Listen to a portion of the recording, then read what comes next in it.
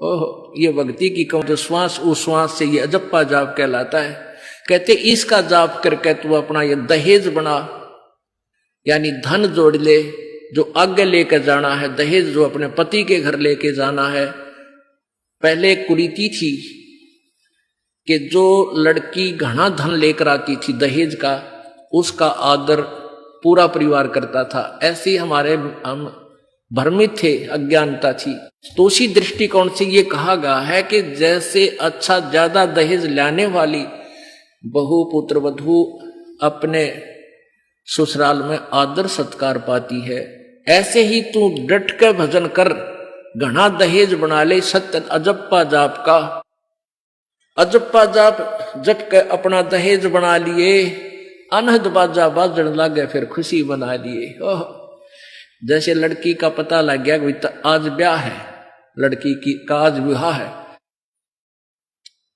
अब कई बच्चे बकाया करें, नो कहेंगे ए तेरी बारात आ गई, और फिर नो कहे कोई ना आई क्यों ना जीवरी है, यानी उसने खजाया करते हैं।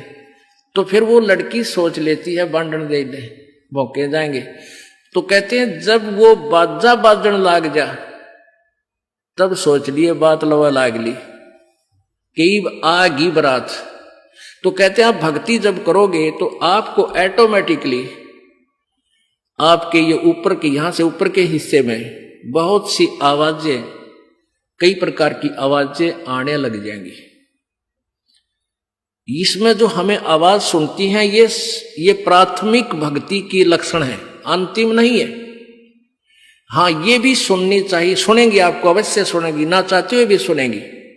और कभी सुनना चाहो तो कभी 2, 4, 10 मिनट, कभी कभी डेली नहीं, कभी ऐसे कान बंद करके एकांत स्थान पर सुन लेना, आपको सारा साजबाज अंदर बाजता दिखेगा, जिसकी भक्ति इस लक्षण हो गए। कुछ एक को वैसे भी सुनती हैं जिनके पूर्व जन्म की भक्तियां होती हैं, और फिर धीरे धीरे उनकी बंद हो जाती हैं, आगे कुछ नहीं सुनती, चाहे वो किसी का नाम जाप ले रखा है। तो वो तो ऐसा सुनना, ये देखना तो ऐसा है जैसे आपने बैंक में कमाई कर रही की और बैंक में पैसे जमा करा दिए, और उस बैंक की कॉपी ने कभी देखना चाहो तो खोल के देख लो। और ये दूसरे जो पंथ बतावे हैं, ये साधना इनकी नाम गलत हैं, और कहते हैं ध्यान लगाओ, मेडिटेशन करो, कान बंद करके, आंख बंद करके, अंदर आवाज सुनो, शब्द सुनो, ये कोई फायदा नहीं। अब जैसे धंधा करता नहीं, और बैंक में जब पूर्व जन्म की पहले की जो डिपॉजिट है 20-30 हजार, उसने रोज देखे जाने, कहा 20,000 है, और 20,000 में काम तो ना चले, फिर वो निकलवाने भी उसी में तो पड़ेंगे, वो एक दिन जीरो हो जाएंगे।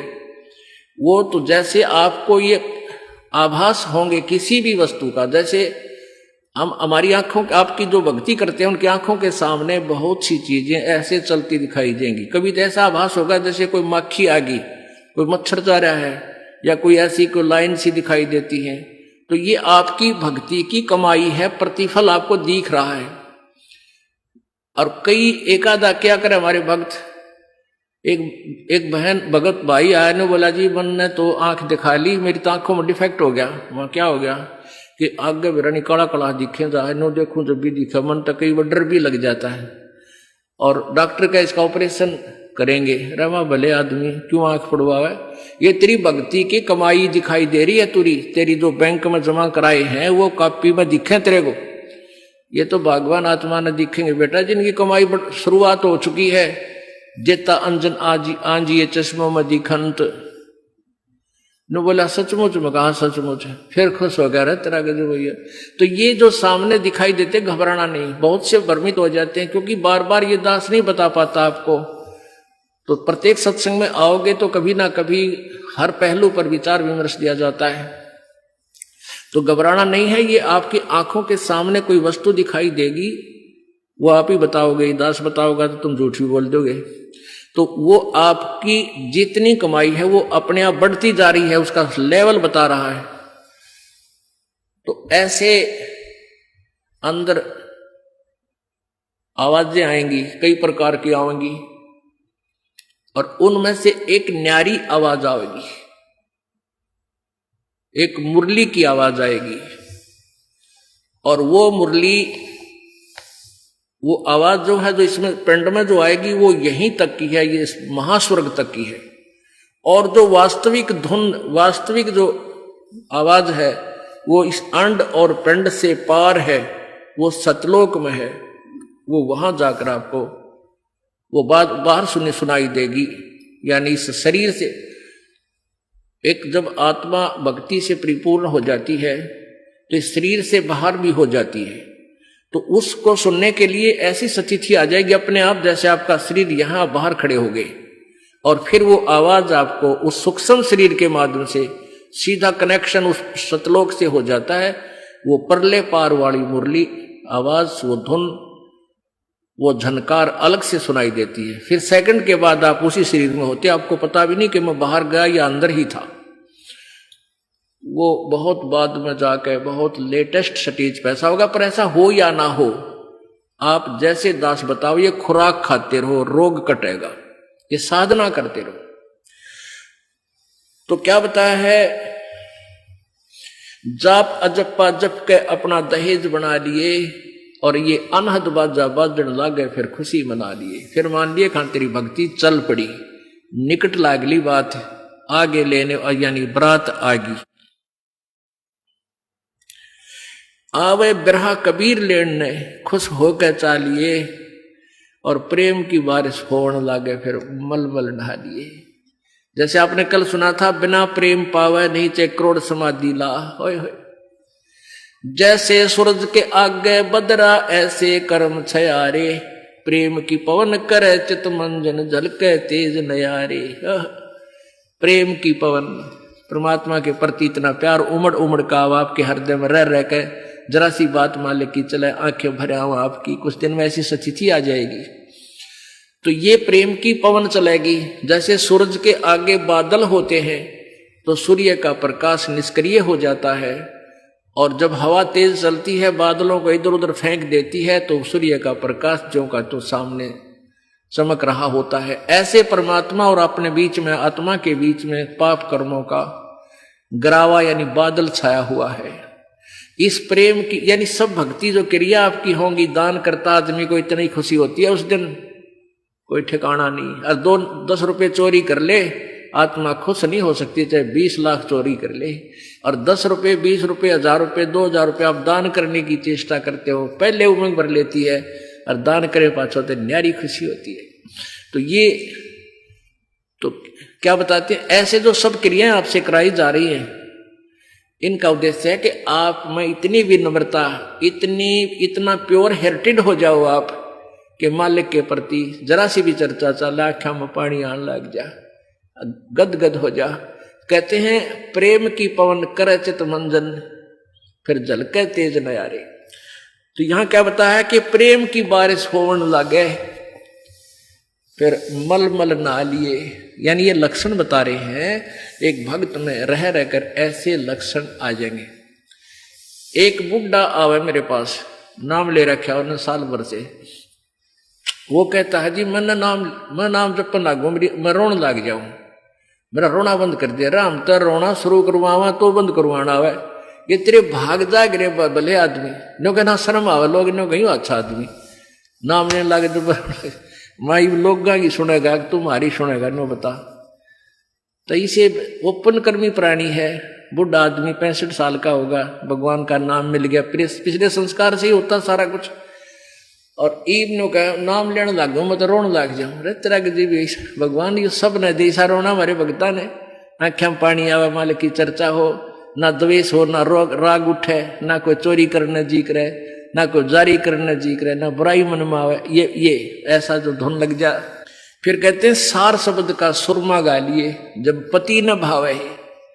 सार शब्द यानी जो असली मंत्र आपको दिया जाएगा वो सुरमय जैसा होगा, वो एक न्यारी आपकी जो है ना पहचान बनेगी, उस पर न्यारी जो है ना अलग से आपकी एक और सुंदरता बनेगी। यानी परमात्मा को आप और उस मंत्र सहित और अच्छे लगोगे जिनके पास ये तीनों मंत्र होंगे। कहने का भाव ये, आदिन्य की मांग बरा ले तो चलिए नाड़ झुका के, विनम्रता, अभिमान खत्म हो, विनम्रता आवे, और सबके साथ प्यार से बोले, आकड़ नहीं पाड़े।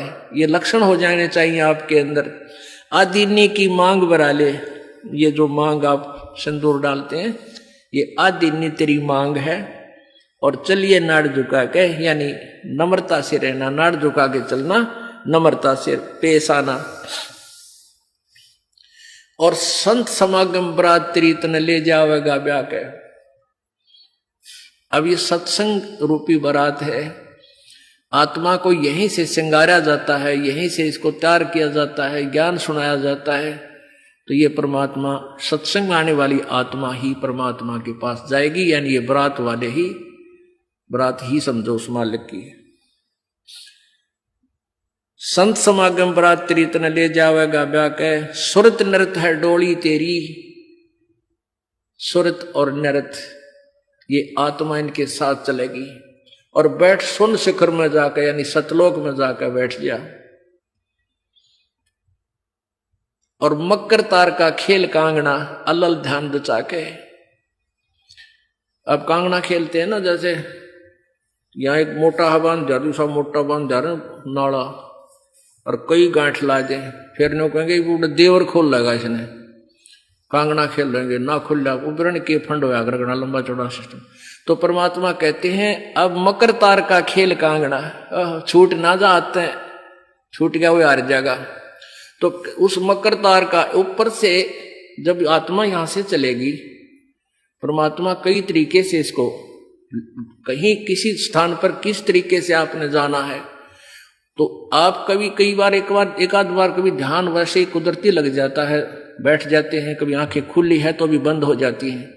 और कई बार ऐसा होगा कि एक मकड़ी के तार जैसा आपको लंबा स्ट्रेट, बहुत, उसका कोई और छोर आप नहीं देख सकोगे, ऐसा तार सा नजर आएगा, उसको मकर तार कहते हैं। उसके साथ लग के आत्मा, जैसे मकड़ी उस तार को पकड़कर ऊपर चढ़ जाती है, ऐसे वो मकर तार का आपको दिखाई देगा जब चलेगी यहां से आत्मा संसार छोड़ के।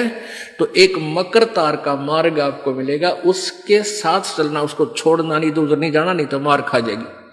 तो ऐसे ही वो कांगड़ा खेलते हैं, जब दोनों और दाव लगा देते हैं, तू खोल गया तो तू हार गया, हारगी। तो ऐसे अपने अपनी जबरदस्ती से उसको पकड़ लेना है, उस मकर तार के, उस मकर तार को।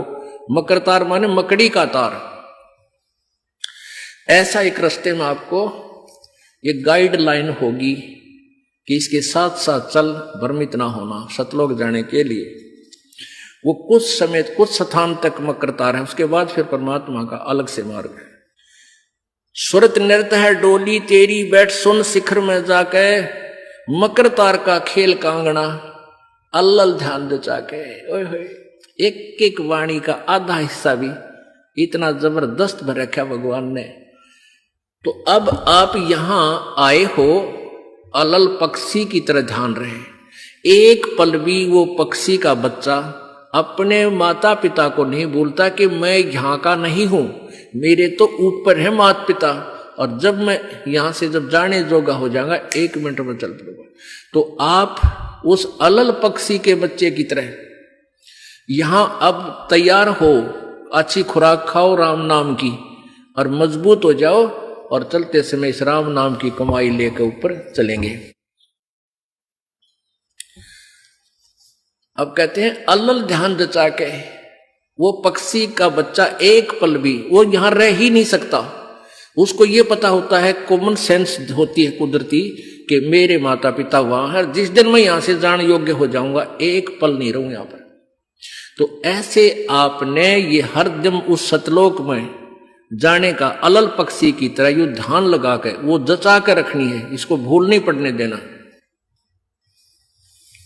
मकर तार का खेल कांगना अलल ध्यान दचा के, और बैठ विश्वास सेज बिछा के, जो शब्द छैल आवे है। अपने आत्मा कह कबीर सुनो भी साधो, मैं तो हूं विश्वास में। जो क्रिया, जो साधना आपको बताई जाती है, वो साधना वो है जो सब सदग्रंथों में प्रमाणित है, और वो है जिन महापुरुषों ने परमात्मा पाया, उन्होंने भी यही क्रियाएं की। तो आप एक विश्वास रूपी सेज पर, जैसे दुल्हन होती है अपने पति के इंतजार में वो बैठ जाती है, तो ऐसे ही कहते तू अपना विश्वास रूपी सेज बिछा के इंतजार कर उस परम पिता के आने की। विश्वास तेरी सेज है, यानी तेरा विश्वास है तो मालिक आवेगा, और विश्वास नहीं है तो ही वहां से चला गया कि तो फिर पति कहां मिलेगा। कहने का भाव ये है कि डगमग नहीं होना है, अपना विश्वास दृढ़ रखना, जो बताया गया ये विधि और यही भक्ति आपको परमात्मा मिलाएगी। यानी शब्द छैल का अर्थ है वो अविनाशी परमात्मा, शब्द अर्थ अविनाशी को कहते हैं। अविनाशी परमेश्वर तेरा पति तुझे वहां लेने आएगा और इस प्रकार हम परमात्मा पाएंगे। बोलो सतगुरुदेव।